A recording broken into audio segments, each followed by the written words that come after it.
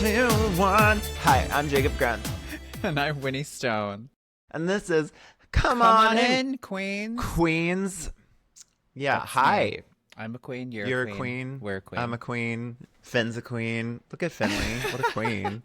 Oh my god. Where's my little Jeremy's puppy boy? massage chair is back here. I should have put that away, but I can't. I don't have the energy. Okay, How are you? I'm not going to deal. I'm good. I'm at our friend Mike's. I'm dog sitting Knox. Oh, this is Mike's. Okay. Yes. Yeah. I think I remember. The orange chair. I love your dog watching business. That's I know. And it's just all our friends. It's just my favorite place to dog sit is yours, though. We'll watch dog, we'll travel. For real. And I can carry this set with me. It's all very annoying, but I managed. I had a whole backpack on with a whole shoulder bag, like getting on the train, walking to the train, walking from the train. But I'm an independent woman, so I do what I want. Do what I have to. You're independent woman, and I love that you called it your set. You had to pack up your set and take it with you. Ooh, so we have to catch up on something. Is that you finished Squid Game's the challenge? Yes, I did. Okay, I really spoilers enjoyed it. for Squid Game the challenge. First of all, let's Starting say that, because if you don't want to now. Oh, by the way, if you're listening, I've started creating chapters for the episode. So if you want to skip the small talk and just go to the Survivor episode, there should be a chapter that says when the episode recap starts, because you and I are also catching up for the week. Yeah, so our friends will stop listening when we start talking about Survivor, and Survivor fans can start listening when we start talking about Survivor. That's great. It's just a show for everyone. It's just a show for everyone. I guess there's room for everyone. Oh, Squid Game's I guess there's room for everyone here.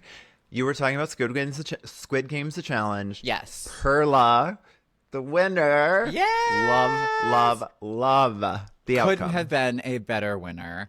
The whole thing with her brother and how he's so sweet and how they were as far as we knew, the only ones during the marble game that were like, let's just decide. As opposed to like, let's play a game for it, like they're supposed to do. But they were like siblings, and it makes a lot more sense. And it's really sweet. And he was so right. He was like, I can't win. You can make relationships. You can talk to people. People like you. And that's exactly what got her to the end. And the fucking, the slow and steady when she's like, this is not a game to rush. And she was behind during that final game. But it was the big head of Mr. 183 or whatever. Yes. The poker player who already won $6 million. Wild. Or more than the prize pot for the actual Squid Game. And he was overzealous and tripped over himself and fell on the ground. And then poor other girl, she like pulled something in her body. She, like popped her ankle or something. Okay. I don't know. I've been injured in such a way. You would think that in this moment where you're literally steps away, that you could just like enter a different realm of being and like just get through the pain. But now she seems like a very sweet person. I actually really appreciated her insights and her being able to read people. She called out that 183 was one of the like box killers during that thing, which was great. But ultimately she's a cop. But I mean, she did mention that it is hard to be a cop with being an she is African-American a woman. Black woman fucking cop. It's hard for to be a cop. We were fine with either one winning, just not 183. And how wild is it that they got like similar to the Squid Games? There's always sort of like a villain at the end of the actual show. Yes. It worked out so well for them. They did. I don't think they had to like manipulate a lot of the edit or the game itself, because that's the thing with them. They can very much easily manipulate that game, because they're pulling balls out of a thing, being like, this is going to be the next person to kill someone during this game. And it's like, they could have. You can pick whatever number you want out of it. There are lots of things along the lines where they can do that, but it's like they almost didn't need to, because everyone was like quite the character. Good casting. How about that? Great casting. Great casting, great editing, great building of tension and complexity and emotional dynamics in the competition, which I was thinking about a lot as I feel we've hit a very, very low point again in 49. Oh, really? But we'll get into that. Yes. All right. Okay. What else? Oh my God, we started interesting. watching Pluribus. You did? Okay. How long, So how far have you gotten? I mean, we're hooked. Just the first episode. But again, Okay. we'll talk about it a little bit. But it's like, you remember this concept? It's called critical thinking.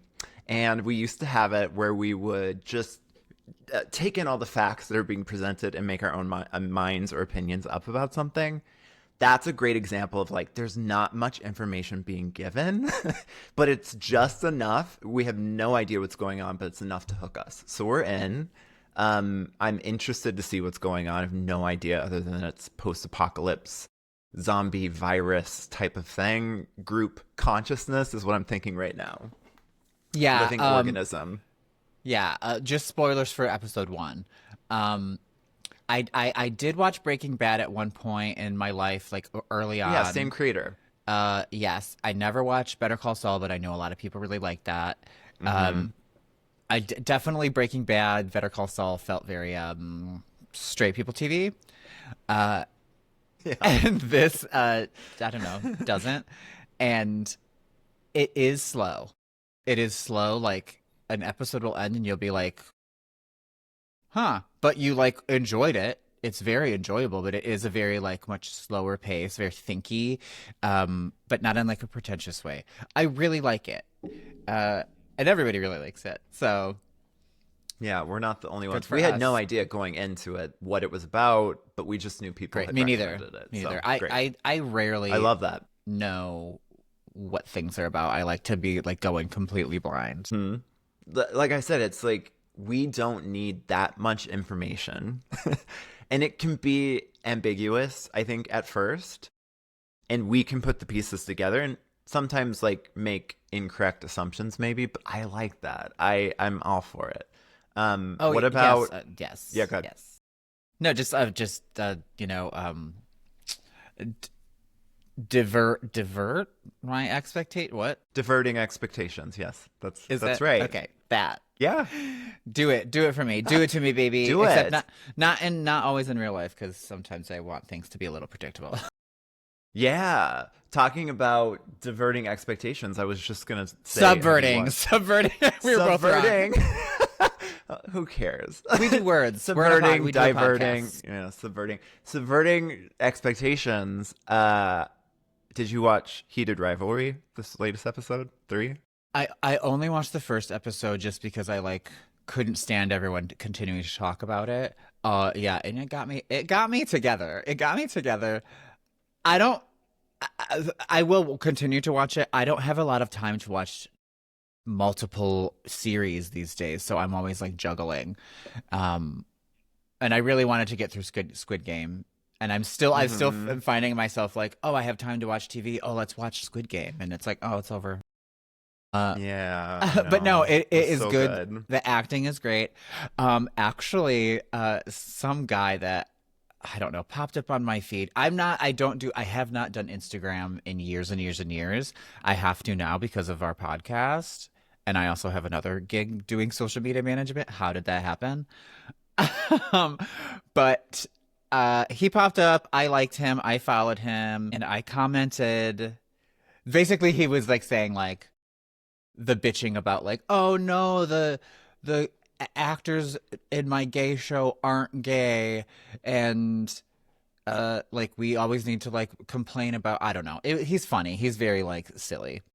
And I said, I'm all about more opportunities for gay actors, but it is illegal to ask people questions like that while hiring someone. So you can't. We really can't complain. Well, we can if the actors suck at acting, but I've never seen gay sex portrayed so real on screen. Maybe ever. Ever. It has 411 likes. You're a little celebrity. No, I agree with you. Just real quick, then he said, we let that gay guy play a scarecrow, and I bet he's not a real scarecrow. And I was like, did you pull it out of your ass, or am I missing some reference? Oh, hi, eggs. Hi, eggs. And so someone said Jonathan Bailey plays Fiyero the Scarecrow in the Wicked movies, and I said, "Oh my God, just a completely current, while also totally classic pop culture reference. I should have known, but don't care for musicals." And that was the moment her platinum card was taken away from her forever. But anyway, yeah, the gay actor thing, like, of course, especially if you're like an open gay actor, so it's not like this illegal situation where, yes, you can hire openly gay actors. However, in the audition process, clearly they found these two guys that had great chemistry. They act really well. They really fit the characters they're playing so well. So I don't care if they're gay or not. And the moment that the gay sex felt so real to me, which is so silly, but when he goes he gets down to him, like they're laying down, and he straddles his leg while he's doing it. Because you kind of like, you want that sort of like warmness between your legs and need something to hump maybe. And it's so real and natural and like happens in real life, but I've never seen that on TV. Like I've never seen that portrayed before. Do you know what I mean? It's like, it's so little. I haven't seen it so portrayed, real. and I also want to back up just to I agree, like they shouldn't ask them, and these are up and coming actors too, so they wouldn't really know if they were out, and well, in this they can't day and age, ask them. Everyone's it is a little illegal. Bit gay. Well, and true, it's a little bit gay, but I was thinking last everyone's time I a little saw bit gay. graphic gay sex is Queer as Folk. Yes. I don't remember seeing graphic gay sex. Like Queer as Folk starts with a very long rimming scene. And that is not something that I had seen. And I was young when I watched Queer as Folk. It was like part of a sexual awakening. And granted, I mean, Brian, I think, was a straight actor as well. I think so. I don't know if Justin was in that show. I think he was probably gay, but it doesn't matter. Many of the characters were straight. The acting wasn't as great as in this show, but still it was formative. So I agree that I don't think gay sex is often portrayed accurately and in this way. So I was hooked. I felt like I was watching something I shouldn't be watching. Somebody said on that thread that Fellow Travelers was really good about portraying gay sex. I didn't see it, but people do say good things about that one too. And there is a difference too between that sort of coming of age and yes, while these like characters and actors are younger, they're a little more farther along. And it's like, yes, well, they're kind of closety. It seems like both of them have done some gay shit before. You know? Correct. It's the element of repression that I don't want to see in those shows anymore that doesn't feel like it's here. It, like you said, and he says, like Ilya says, he had been with a man before, and then the other one, Hollander, says that he has a dildo. So they're cool. They're good. Anyway, the show, I'm not going to give it away because you haven't seen it. It does make a hard right turn that I wasn't expecting. So talking about subverting expectations. Okay. Watch All that right. one. Okay. Yeah. All right. I will do it. Maybe wow. It's going to be I'm only here until tomorrow morning, and after this I need to essentially take a shower and then start from the top. Because of life, I have a party tonight. Oh, got it. Yes. I'm going to a gala tonight, and I finally get to wear this gown I've had for a year and a half. Did I talk about it last week? You talked about it to me at Survivor. Oh, yeah. It's beautiful. It's black velvet, but then there's these like cutouts that you can see through that are like in a way that's like I can't wear any underwear underneath. So it's gonna be very hot. It has a train. And I mean, it's going doing black and gold, so everything's gold accessories and everything. And the theme is Met Gala, and I asked him, "Oh, Met Gala. Okay, so what's the theme? Like, what Met Gala theme?" And he was like, the theme is Met Gala." I think that's the theme. All right, you just mentioned the theme. Oh, there's no puppy behind you. You can see? You can see? Yeah. Yeah, he's a cutie. Well, do we want to talk about this episode? Here we go. That was the enthusiasm that I was trying to feign. But to kick off our episode 11 recap, I want to start by saying that I am pro Survivor 49 player and Castaway right now. I love the players. I'm interested to see Savannah play 50 now. I love Sage. We've talked about it. I love the women, and I love Steven, my little cutie. I'm finding myself very, very let down by the editing of the show, as we've talked about before. The challenges, which the challenge design is so anticlimactic, and just the overall game design, leaving no room for tension or any sort of, like we were just talking about Squid Game's the challenge. There's no dynamics that I find compelling within any of the game itself. So, starting with that, as I say things that may be negative, I want to just start with that disclaimer. I have a note on the previously on. I don't know if we talked about this on the pod, and I'm so sorry to keep harping on it, but I know we also have more notes from this episode.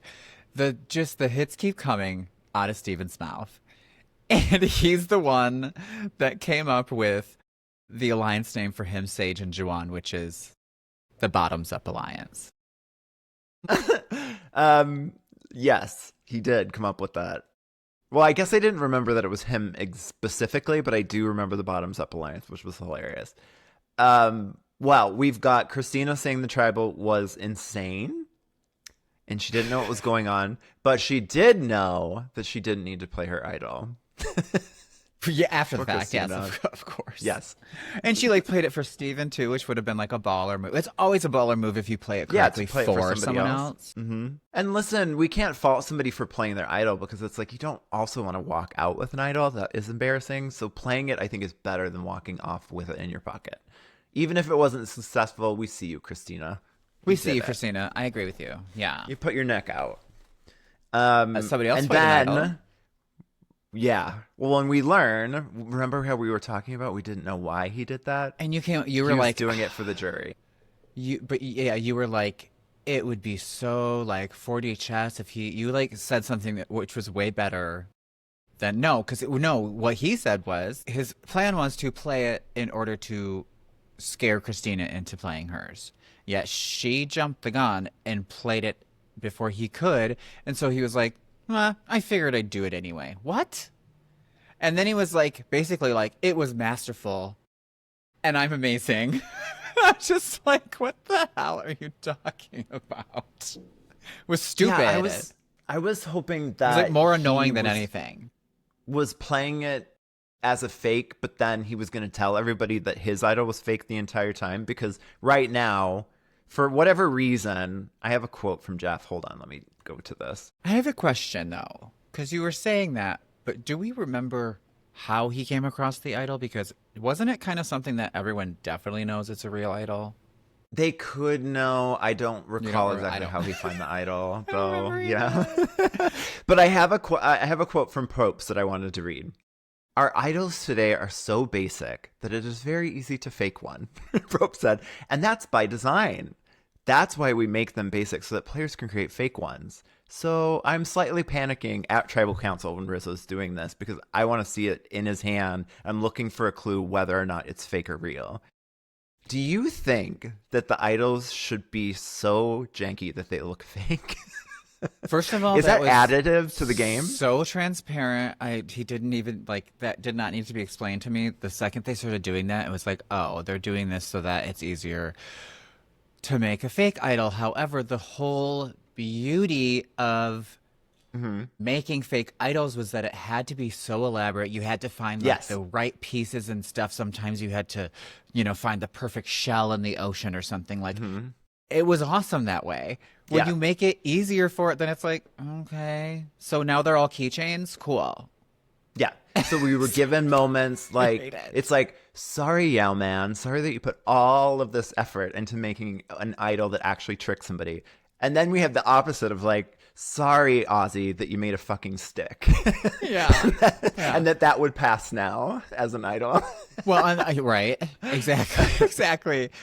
Well, and those elaborate, beautiful fake idols, he would say, nope, this isn't real. And then he'd throw it in the fire. And that was like, oh, shit.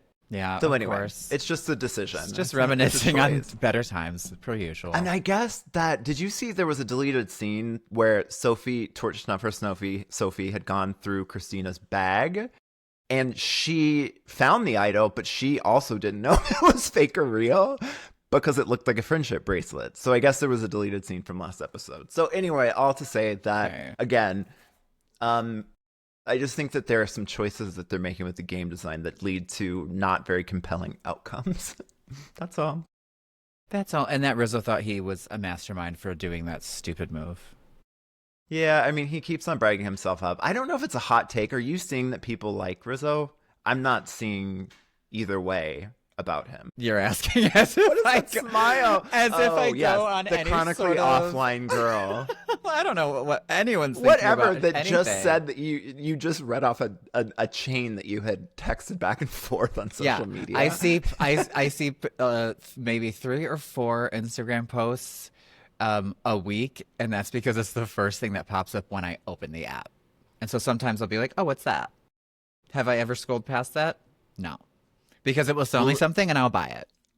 It's so hilarious that Heated Rivalry has completely taken over my feed now instead of Survivor, which I'm actually kind of grateful for. But I'm just seeing Heated Rivalry content, which it's only is great. 3 episodes in, right? Like I could totally catch up. We're 3 episodes in, but people are nuts over this show. And I guess there's a whole series of books. I've read a lot of like the gay books after, but I've not read these books. Yeah, it's called Game Changers, which that's the series name. Okay. Yeah. Okay, I love things based on books because you know that it was good enough to be a book. It's been vetted. It's been beloved enough that somebody was like, we need to make this into a TV show or a movie. So that makes me much happier. It's not some Ryan Murphy production that's going to like nosedive into oblivion by the end of it. I will read it after this. I've read Call Me By Your Name, Love, Simon, Showstopper. I keep showing Showstopper, Heartstopper.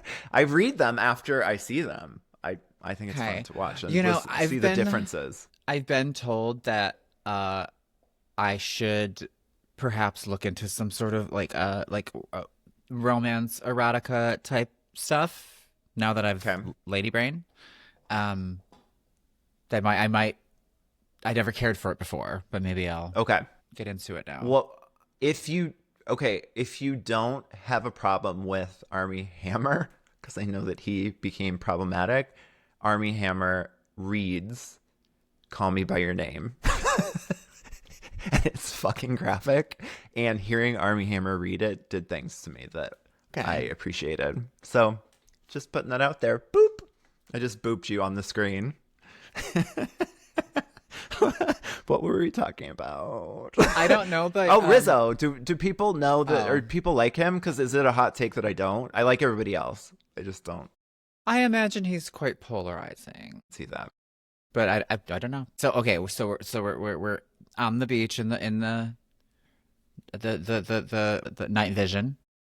In the night vision. And I said, oh my God, Sage looked so striking in the night vision. Yeah. She looks she looks beautiful Gorgeous. In the daylight, but just something about like her features in that light was great. But she says, obviously she was blindsided by the Juwan vote off. And she says, I'm pissed. And I said, I made the note, you can never say I'm pissed on Survivor ever again. You just can't. Because it immediately calls back, I'm pissed of Liz. And Debbie. And Debbie. But you can't say it again unless you're saying it in that exact same cadence to delivery. Exactly. Because they're both very similar. Iconic.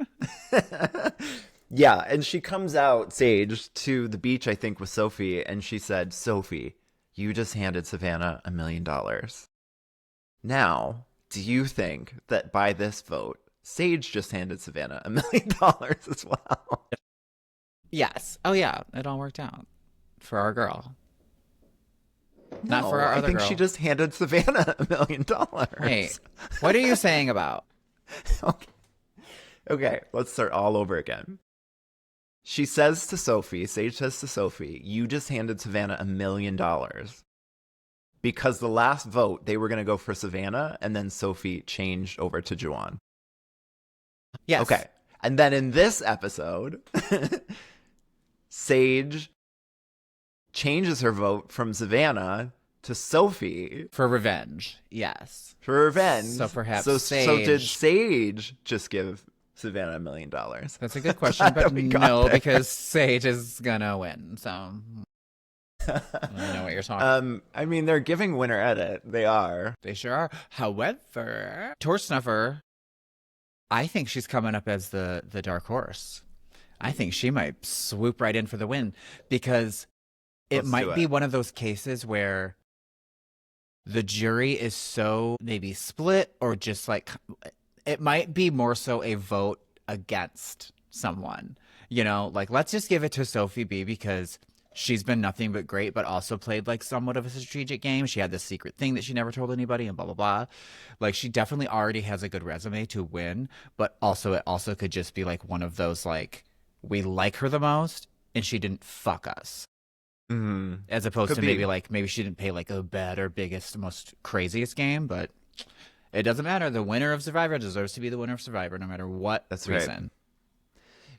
Well, she still has a chance to with the knowledge is power advantage, steal it from Rizzo, steal his idol, which I'm just hoping because she's got to do it. She's got to. She's done because he keeps holding on to it. She's not saying anything. Mm-hmm. So like it is a perfect like come together in the edit. Yeah, but the thing is that I don't trust the edit anymore. So no. I think that we've gotten 2 confessionals of Sophie saying I gotta turn against Rizzo and Savannah. And I'm hoping that we get the payoff of her actually doing that. But it could be, like you said, just at the end to be like, oh, well, she didn't do that. And maybe that's a strike against her game because she never made the move. Yeah. I really want her to. I really want her to, too. That'd be great. Okay. So, anything else about that section? Before we get to the awful journey, and I have a lot to say about the journey. Okay, so do I. Well, no, you have more to say about like the actual journey. What I want to say about the fucking journey is Sophie S. I'm tired. I don't want to go on this journey. I'm really mad that we let Steven go on this journey. Yes. That has a chance to ruin any and everybody's game at this point. And then during it, Sophie B says to somebody, I'm so scared now. He's like the worst person to go on this. You all let him go. You all were like, I'm tired. Like, and then they're all bitching about it. Like, come on. Yeah. And he went and he fucking won the thing. And then he went and he won immunity. So stick it. Sorry. Yeah, right. That wasn't a great move on any of their parts. Because we did find at the end of the challenge that like, while very difficult and taxing, that thing was only halfway up by the time he got back. So I feel like even like the clock, the jar, the sands through the hourglass. Yes, and so like maybe somebody that was a little less athletic could also have done it. You know, with a little like. Yeah. Okay, now you go. Rant away. I think a 5-year-old could have done it. Well, okay, so what are you talking about? Listen, okay. Hear me out. Yes, hear me yes, out. Sorry. Okay. I want to take you back to, are you done fiddling with your hair? Never. This entire podcast from start to finish will just be about Winnie. Will be you fiddling with your hair. Fucking with her hair. Okay, let's go back to Blood versus Water. Let's go back to the first Blood versus Water, where famously, we go on to the Survivor with a loved one. It could be our brother, our sibling, our parents, our favorite neighbor, wife, our favorite neighbor. Was that? No, I just made it up. Oh, okay. That'll happen on. I feel like that happens on Amazing Race sometimes, and they're like, "This is my mom. This is my sister. This is my brother," and then it's like, "This is my coworker." Yes. But anyway, innately in a game like that, we know that there's going to be more tension, right? Like they're not exactly telling us that there's tension, and this goes back to my earlier point. I want to understand the facts that are happening and make my own decision about it. So in those sort of games, like let's take the first one. There were 2 excellent seasons. Go watch them. They immediately split the loved one pairs up so that they're on opposite teams. So they're competing against each other, right? Which is going to lead to some emotional moments. But then there's that challenge where they're on a buoy and they have to push each other off the buoy. Do you remember this one? And there were some pairings of like Sierra and her mom and Tina and her daughter going against each other. Yeah. And in this way, you have to push off one of your loved ones potentially, or you have to watch them get pushed off. You're taking a point away from them. They could lose. They might get voted out, right? Like there's a lot of tension that's created in that without saying anything or without telling us, oh my God, isn't that crazy? Isn't this hard? So in this journey, when I'm watching it, I'm like, okay, so he has to run around the island and he has to literally memorize 6 numbers that are given to him, which like a 5-year-old could do. Well, you kept saying we watched together. I watched again this morning while I was doing my makeup on my phone on the sink. But you were saying, oh, so the memorization is the hardest part. And I was thinking, no, it's not. What the fuck are you talking about? That's 6 numbers. Yes. It's 6 numbers. It's 6 numbers. Okay, so that he's given. You remember in Micronesia where they had to like swim out and then they had to remember shapes or numbers of shapes? Like, oh, and it was like the whole... Yeah. Nope. So this was just give us 6 numbers. So I already like take that out of some complexity. And then I'm a runner. I've been since 16. I ran track and stuff. So I'm like, so the hard part on thinking and reflecting on it is he just has to run. He did say, which I didn't hear with us, but I heard this morning, that he said that it was like much more climbing than it was running. Which we saw plenty of him like, and those are like wet rocks, those jagged, like, to be honest, I'm kind of surprised that they even did this challenge now that I feel like they're so much more safety conscious now, which is kind of boring. So this was exciting to me because it was like, wow, they're really making him like do some treacherous stuff quickly. So there's like lots of potential for, injury and stuff. But you thought it was a walk in the park and you just thought, what a lame, stupid I mean, challenge. like you said earlier, like he's able-bodied. Seems like he's sort of athletic. Like, to me in that challenge, there's just no tension being built around, is he going to finish the challenge? Is it exciting? Is it entertaining? And, like we're looking at this show generally from, is the show fun still? And is it entertaining? And if I compare it to other seasons, it's just not. It's just, and then we get the beat from Steven that's like, this is the hardest thing I've ever done in my life. And this is not to discount Steven. No, but he is a rocket scientist. He's a rocket scientist. I could imagine there are much more difficult things that have happened to him. However, it's not his fault. Like they kept that in the show. He was probably just expressing, this was hard. Like I did it. It's hard. Right.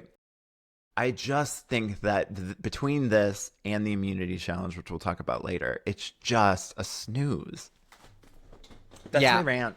Okay, like I could see maybe like adding some pictures and colors. Maybe there was like a lot of different sort of matching and memory stuff you would have to have. What also would you like maybe suggest or have in mind to have made that more of what you were wanting? Remember when they'd give them images of something and they'd have to go count the number themselves of something? Like, go count a number of coconuts in this bowl or something, or like anything. Coconuts in this bowl, yes. Yeah, go count coconuts, go count turtles. I don't know, something that made them line up a number to an image, a color, something like that could have made it more interesting. It just didn't feel like there was the stakes were numbers very high. In order. We were watching with our friend Zach and he was like, no, they're not going to be in order. And you were like, that's like a million combinations. Like that would be impossible. And I said, no, they're definitely in order. They showed it at one moment on the map across the, I didn't hate the challenge, but I do agree. You're right. It could have been way more dynamic, way more like, is he going to remember? It's it's everything. And it's like we were talking about the music. The music's working overtime. You were sitting by our surround sound speaker. Like, what is this music doing? It's just the music's working overtime to try to tell us it's intense. They're editing Steven to say how intense it was. Everything is just like telling us that this is intense. They're gaslighting us. That's what it is. That's my main complaint with the new era. They gaslight us to thinking that this is hard when we as viewers have the discernment to decide if it is or not. And then you get the whole, well, you're not playing this game. And it's like, it's not my job to make it seem like it's intense or challenging. Yeah, because it used to do that quite effortlessly. Quite effortlessly. Without having to shove it down our throat. And Squid Games, the challenge did it quite effortlessly with a game of marbles, a game of catch. The chutes and ladders one, oh my god, that one was so intense. If you choose the wrong ladder, you're ejected from the game. Or the wrong chute. Yeah, I loved the animation though of them like falling out into nothingness. Yeah, that was funny. That was pretty cool. I do want to know like what actually happened in that moment. Like, when did was it just because they didn't show up, or do they hear like a scream? Like, I want to know. I'm so curious. Not gonna lie. Did they plummet to their death? At the end, I still have it up on one of my thousands of windows on my Google Chrome on my phone. But one of them is Squid Game casting. And Jeremy was like, I should apply. We should both apply. Let's do it. Because it is really easy. It's like literally like fill out this little bit of this form and send a 1-minute video. Please don't make it more than 1 minute. It's like, you're telling me I only have to do a 1-minute video and that's it? That's perfect. As we're survivors, like fill out this huge questionnaire, do a 5-minute video about blah, blah, blah, blah, blah. And it's like, what I do like about Squid Game is that they cast so many people that like you don't necessarily have to be like, you could just be like, this is who I am. I'm not going to like blow smoke up your ass. As where I feel like Survivor really wants you to like jerk off on the, you know. Yeah. Let's do it. The reason that Jeremy you heard it here first, folks. He was like, yeah, you heard it here first. Jeremy was like, how are you coming up with this? Because in the game where they sat in a circle at the tables and they were all blindfolded, right? And that's when they were picking the people, and then they put a gift on the person that they wanted to eliminate. I was like, they need to eliminate their friends at this point. Like, you need to. Yeah. He was like, how are you coming up with this? I was like, because the friends are not going to expect it was them. Did you watch the first season? No, I didn't. We gotta go back and watch it. I'm jealous you have like a whole season to watch now. Yeah, I gotta go back and watch it. But yeah, no, that is. But he was like, you're coming up with like strategies within the game that I'm not thinking of, and I was like, well, yeah, I mean, like we used to play all sorts of games growing up like that. Did you? No, I think that I would rely largely on my interpersonal skills. Would rely largely on my personality and charm and good looks. I mean, to be honest, but also I do think I have a really good. Like, I'm fantastic at hide and seek, and I'm a really good finder. Like, that's a skill. It's a skill, but also really annoying when like your friends like are lazy. They're just like, I can't find this thing. Will you find it for me? Because they know I will. I will fucking find it.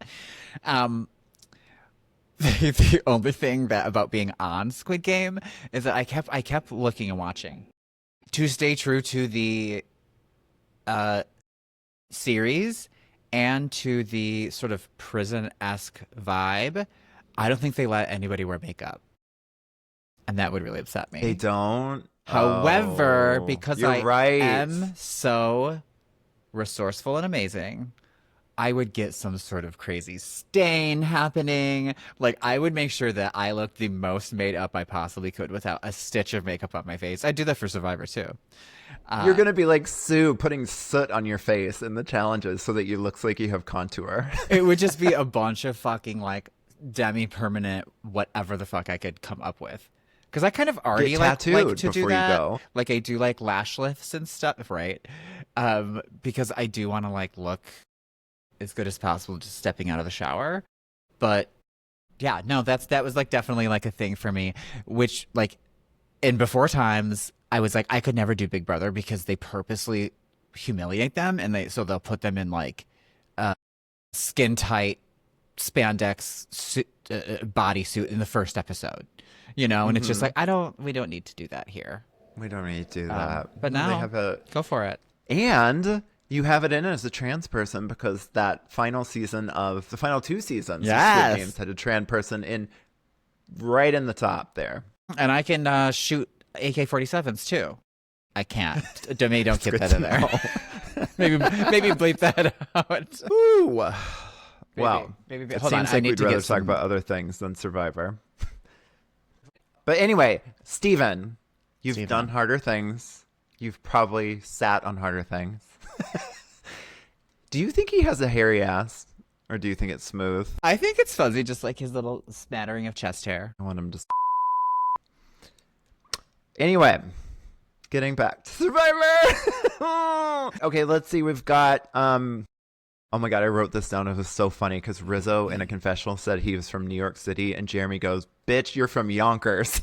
Okay, I wanted to I don't know what that means, but Jeremy's from Long Island. Yeah, so he's like, that's not New York City. I looked it up. That's not New York City. It's 30 minutes away from like the heart of Manhattan. So I was like, is that kind of tantamount to like what Evanston is to Chicago proper? Because like technically Evanston is...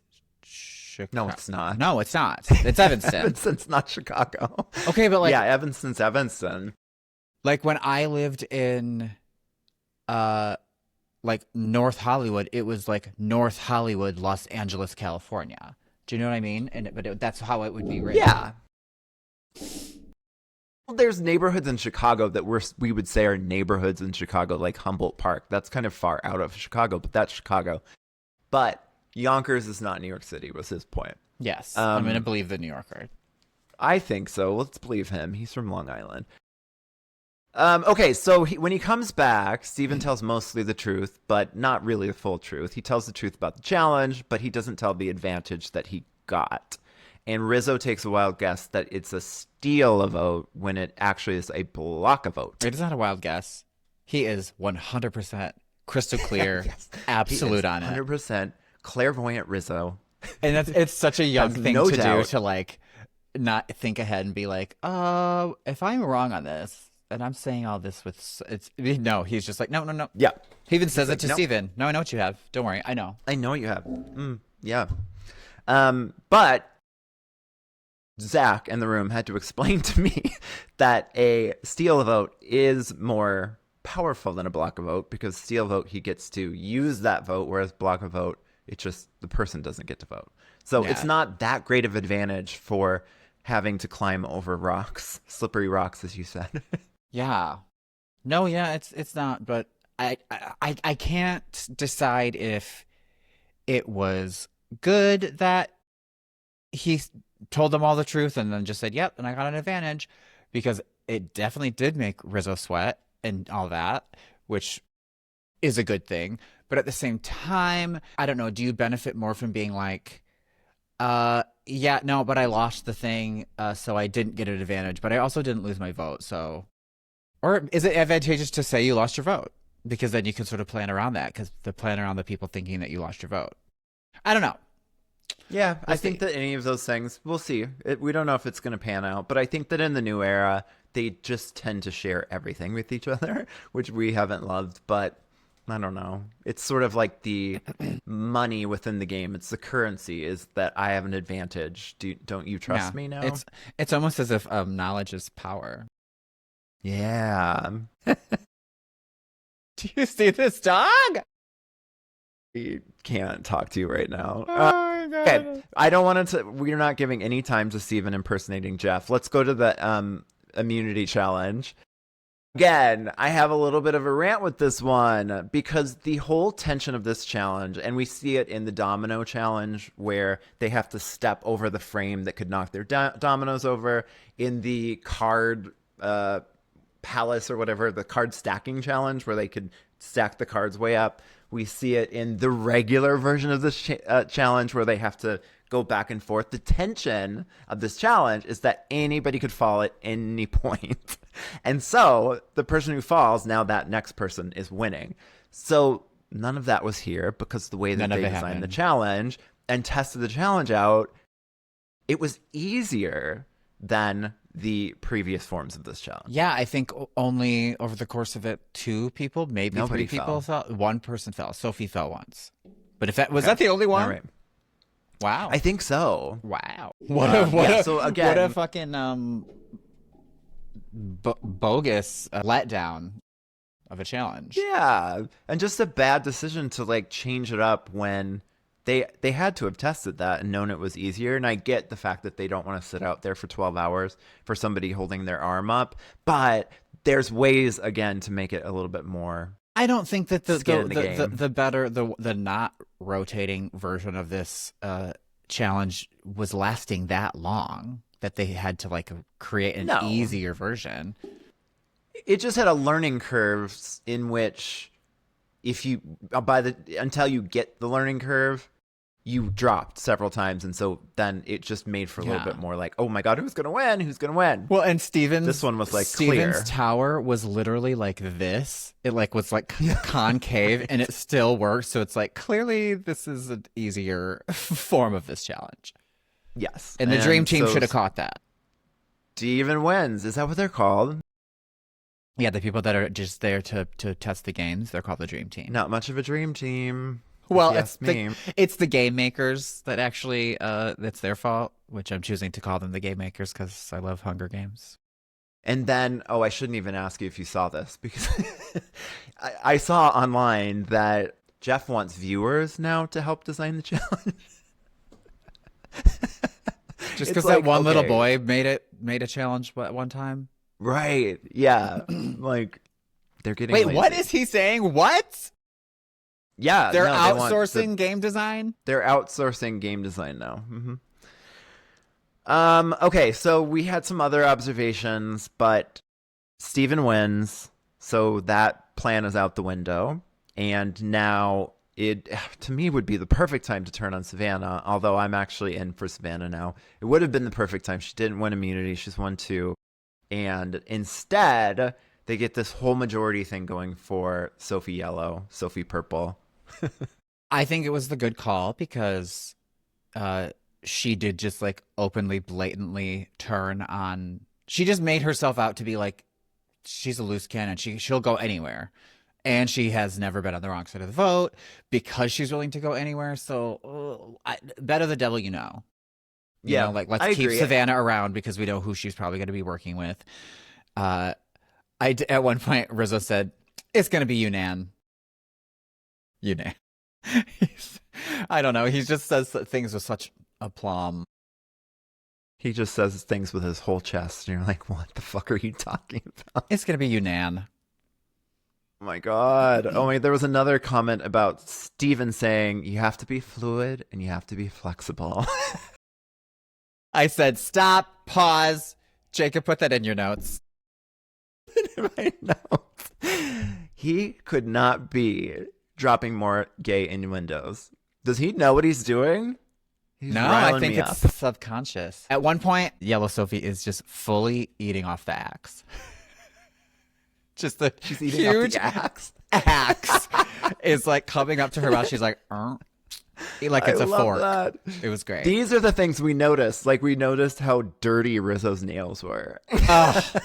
They're black, filthy black. Oh my god. We don't care about the gameplay. We're just like Rizzo's nails are filthy. I would go with gels.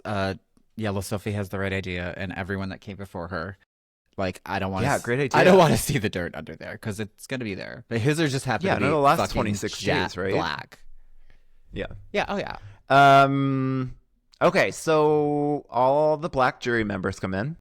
The jury of not your peers. Wow. I mean, it's like on one hand, it couldn't be possible without the new casting choices of the diversity thing is not law anymore. But I do appreciate that Survivor's like still trying to be that.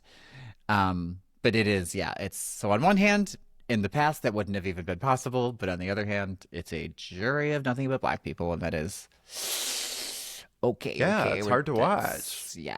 Mm-hmm.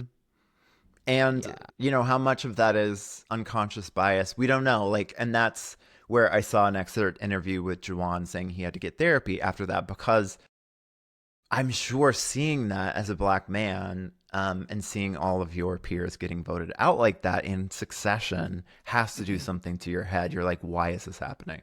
Yeah, anyway, because even if you're in the game and you can see like how everything fell together, that it was like perfectly normal and organic and everything, and it makes total sense, you just know deep inside that like implicit bias played a part in one thing or another. At some point along the line, somebody said, well, it's between this person and this person. This person's like, I don't know, a little more like, implicit bias. Black people get judged more. They get held to different standards.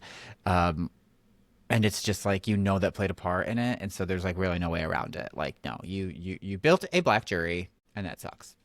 What? Sorry, I'm laughing because I used unconscious bias and you used implicit bias. So I quickly Googled it. They're interchangeable. I was like, did I say the wrong thing? Okay, good. Anyway, yes, no, I agree. And so, I mean, as a white man, there's not much I can say about this other than to say that I feel for these people having to see that happen. Yes. I don't know if you can say these people. It's like saying those people. I didn't mean it that way. I mean, of these course people you were didn't. Playing this game. Oh my god. Okay, so we have the immunity. Wait, no, we have the final. We have the final tribal council. We don't tune in for final tribal council. Do you have anything to say about it? Christina says she has a strong dislike for Savannah. There was a great moment. Well, okay, yes, let's put a pin in that. Before tribal council, Rizzo says it's two birds for the price of it's two stones for is it one stone for two? Oh, it's like the cherry on top of we can take out Sophie tonight. I just love that moment. That was actually cute. Genuine, like he genuinely like didn't know. I love it when people don't know idioms or they mix them together. But that goes back to the point of like, is he just being presented in a way that we find unfavorable? Or are there moments of like cute stuff like that we're just not seeing? And so we're forming our opinion based on like this one dimension or two dimensions. I don't find him unfavorable. I think he's a bit annoying. It's just me. But I think that he's like, as a character, it's nice to have, because we talk about stop casting all 100% super fans. And while he may be a super fan, he's so young, he's like kind of dumb. So like it's almost as if he's like was a recruit, because he's just like, yeah, I can see that. So yeah, as a character, I appreciate him. And again, it is just because of he's young and doesn't know who he is that I find it like off-putting. Yeah. Whereas like Savannah, she's kind of like learning who she is, and also like I'm liking the mean girl thing now. Bring it. I'm excited to see her play in 50. Like this has made me excited for it. You so often, or not so often, you're not around sort of that age group really much anymore in life. What's that right? age group? In like early 20s. Oh, early 20s? Yeah, like you're not having to like deal with that a lot, are you? No.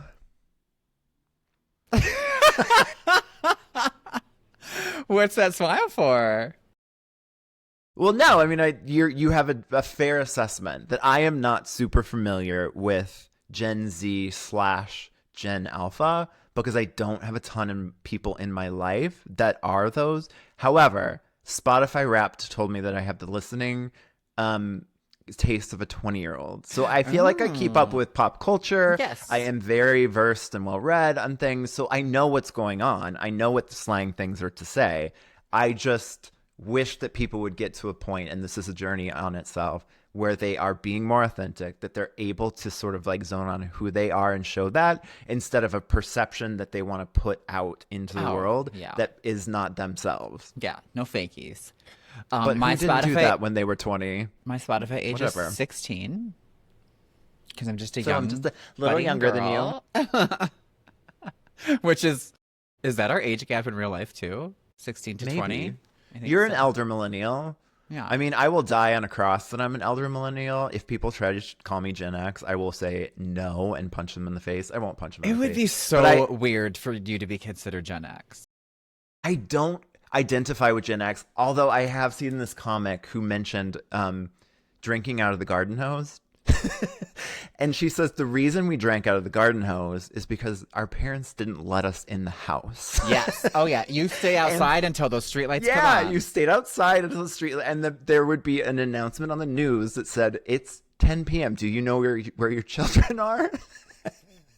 So that's a Gen X thing, but yet my brother and sister were older, and they were both Gen X. So I get it, like, as the youngest in the family, as an elder millennial, but I don't, like, relate a lot to the other Gen X sentiments. Yeah.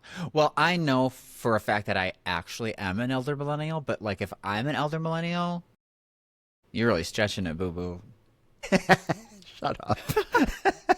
No, sometimes they try to lump me into something called Zennial, and I'm not going to have that either. Because every time a millennial and I talk, we had the same experience. And I think it's truly because we experienced 9/11 at the same kind of formative time in our life. And having computers in classrooms, that's a huge part of it. Like, many Gen X did not have computers at all throughout their schooling. We're the last generation to have to grow up partially analog and then digital. Yeah, right. We found everything we can do to not talk about this I know. I love it so much. Let's just wrap it up. Okay, so basically everybody just dog piles on Yellow Sophie, which was a bummer. I loved Yellow Sophie, and I think she could have won. So torch stuff for Sophie, though, like, I can't remember what she said, but that's when I made the note of, I think Little Sophie is a dark horse. Like, because of something, the way she was, like, sort of, like, playing, and, like, how I was imagining the jury, like, taking her in was making me feel like, okay, like, I could see the jury being like, that bitch. Okay, when Sage votes, the only thing we get from her is... You have to say this. But also you said as she walked up to voting, she had the gait of Jan Brady. Yeah, if her hair was down... Which killed me because I love the Brady Bunch. And then I didn't catch it when we were together because we were saying that. But she drops it in the thing and she just goes... And I don't know. I feel like that's a first. I love her so much. Talk about Survivor firsts. Yeah. Just somebody just voting and just going... Okay, well, yeah, so goodbye, Sophie. We loved you. Yeah. We find it unfortunate that you were purpled in the first half of the season. I'm interested to listen to interviews with her because I don't do any of that. I did listen to Our Hat this morning where they I don't think we're ever going to find kind out of the tell truth, me though. the facts of the episode. Well, I know, but I would love to hear her perception of her being purpled in the first half of the show. You know what? Some people, I mean, look at Kenzie. She fucking won him and she was like, laters. Maybe somebody like Sophie would be like more willing to like spill the beans. Like, I want those beans. But Kenzie, we got a full edit from her though. That's the thing. Like, Kenzie was there from episode 1 the whole way through. I'm saying about the usually somebody wins Survivor and they will suck Grandpa Jeff's until the cows come home, so that they can keep coming back, so that like they're more favored in CBS's eyes because they want to go on other things. I understand.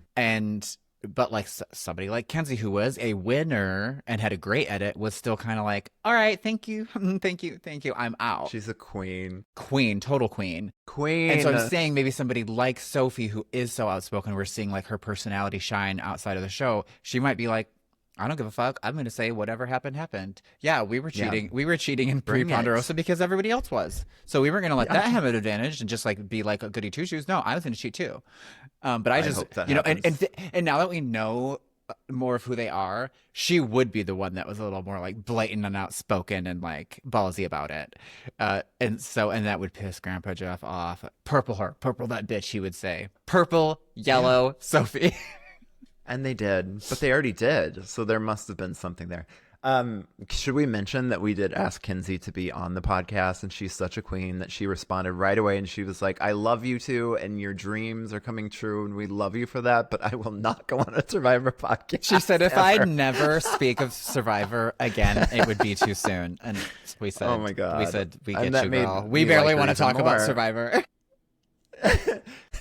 Yeah, I asked a boy the other day, he asked me what the podcast was about, and I said it's about the intersection of queer culture and Survivor.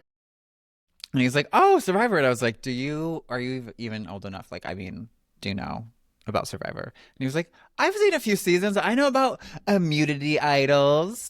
I know about tribal council. And I was like, oh, look at you. I was like, the usual response is that show's still on. Yes.